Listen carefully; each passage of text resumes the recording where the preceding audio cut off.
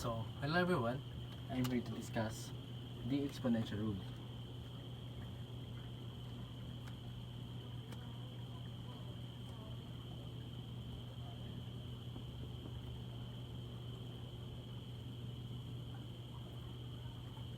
Yan.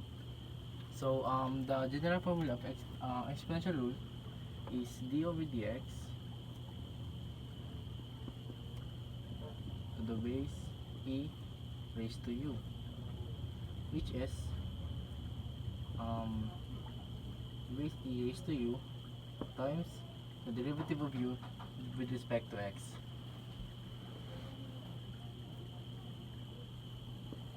So, ganyan siya kasimple. So, for example, may problem tayo na y is equal to 3e t to the base of e raised to 2x minus 5. So, yung u na din dito is yung 2x minus 5. Yung u, 2x minus 5. So, yung gagawin din dito, based sa formula natin, yung to the base e daw is yung multiply sa derived na u. So, pag i-derive yung u, yung derivation ng 2x minus 5 is only 2.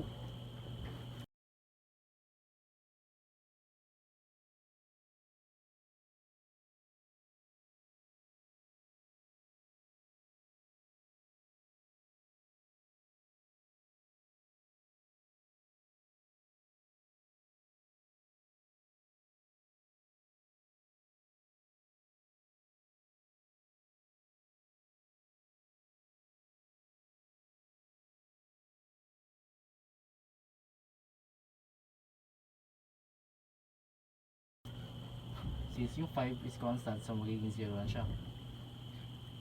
So, yung y prime natin dito is equal to 3 to the base e raised to 2x minus 5 times the derivative of u, which is 2.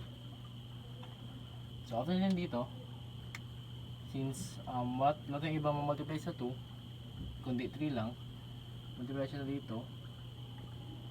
So, magiging y prime is equal to 6. 3 times 2 is 6 to the base e raised to 2x minus 5. And then, yan na yung sagot sa problem natin gamit yung exponential rule. Thank you.